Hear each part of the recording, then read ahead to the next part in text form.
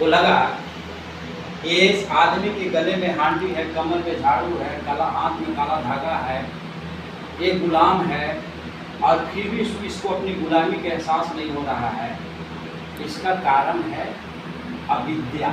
इसका कारण क्या है? अविद्या, अज्ञानता, अशिक्षा।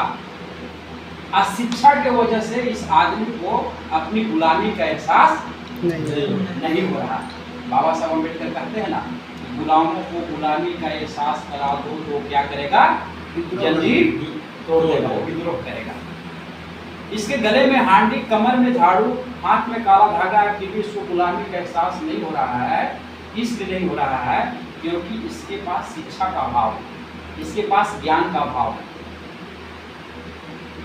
इसके पास अविद्या है। अविद्या की वजह से, अशिक्षा की वजह से, अज्ञानता की वजह से वो अपनी गुलामी को पूर्व जन्मों के पापों का फल कर रहा है। तो राष्ट्रपिता ज्योतिराव फुले जो है, उनके दिमाग में सवाल कौन रहा है कि मैं शूद्र आखिर कौन? मैं शूद्र आखिर कौन?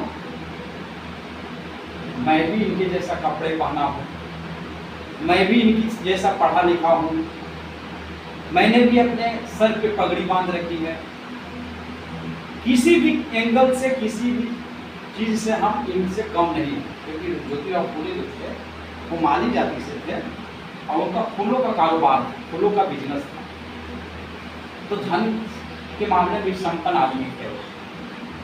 फिर भी लोगों ने मुझे अपमानित किया शूद्र बोलकर।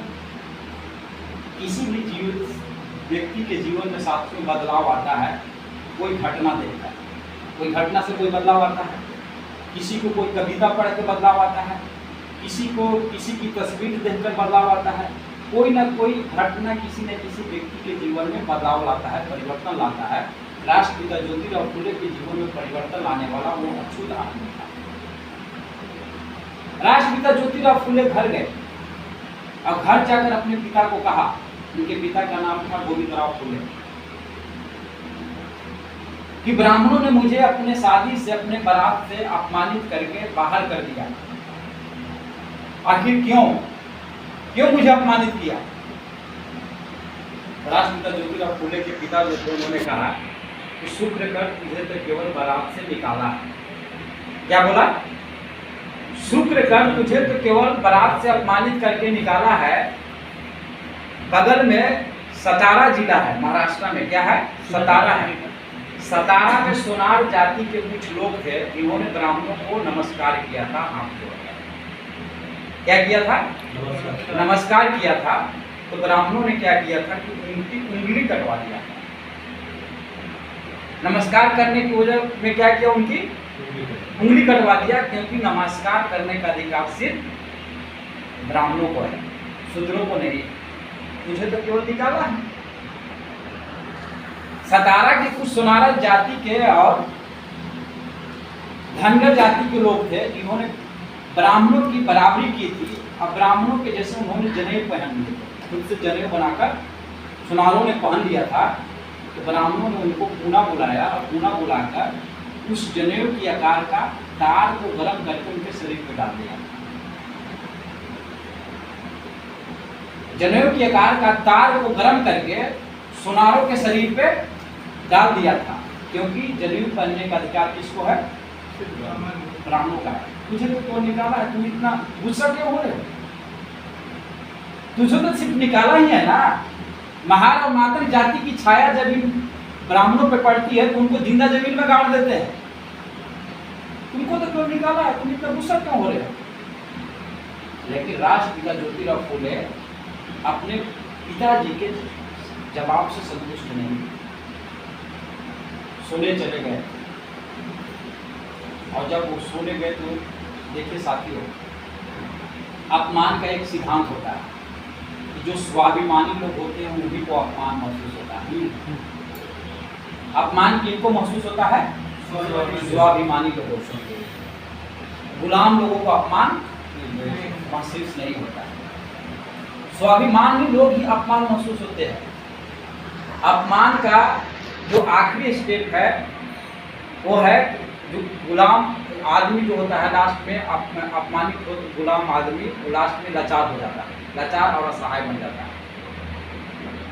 तो राष्ट्रपिता ज्योतिराव फुले जो थे वो स्वाभिमानी आदमी थे, और स्वाभिमानी आदमी थे तो उनको अपमान महसूस हुआ। तो सोचते रहे रात भर कि आखिर इन लोगों ने मुझे क्यों निकाला, मैं शूद्र आखिर हूँ, मैं भी इनके जैसा पढ़ा लिखा, मैं भी इनके जैसा कपड़ा पहना, मैं भी इनके जैसा संपन्न हूँ, मेरा खून भी लाल है, इनका खून भी लाल है, फिर भी इन्होंने मुझे अपमानित क्यों किया।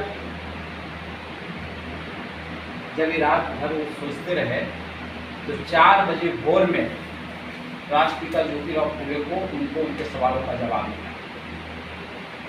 4 बजे भोर में, अर्ली इन द मॉर्निंग, राष्ट्रपिता ज्योतिराव फुले को उनके सवालों का जवाब मिला कि मुझे इन लोगों ने, ब्राह्मणों ने अपनी शादी से अपमानित करके इसलिए निकाला कि मैं ये जो व्यवस्था है, समाज की जो व्यवस्था है, उस व्यवस्था में जो 4 वर्णों की व्यवस्था है, ब्राह्मण, क्षत्रिय, वैश्य और शूद्र, उस व्यवस्था में मैं शूद्र हूँ। उस व्यवस्था में मैं क्या हूँ? शूद्र हूँ। ब्राह्मणों के पास 4 अधिकार है, संपत्ति रखने का अधिकार है, शिक्षा देने का अधिकार है ना, शस्त्र रखने का अधिकार है, और धर्म गुरु बनने का अधिकार है। ये 4 अधिकार ब्राह्मण के पास। क्षत्रिय के पास धन रखने का अधिकार है, शस्त्र रखने का अधिकार है, और शिक्षा लेने का अधिकार है। धर्म गुरु बनने का अधिकार क्षत्रिय को नहीं है। धर्म की रक्षा करने का अधिकार है। वैश्य के पास धन रखने का अधिकार है, शिक्षा लेने का अधिकार है, शस्त्र रखने का और धर्म गुरु बनने का अधिकार नहीं है। इसके 4 अधिकार, इसके 3 अधिकार, इसके 2 अधिकार। तो इसके कितने होने चाहिए थे शूद्र के? सिर्फ 1। कम से कम इसी हिसाब से 1 होना चाहिए था।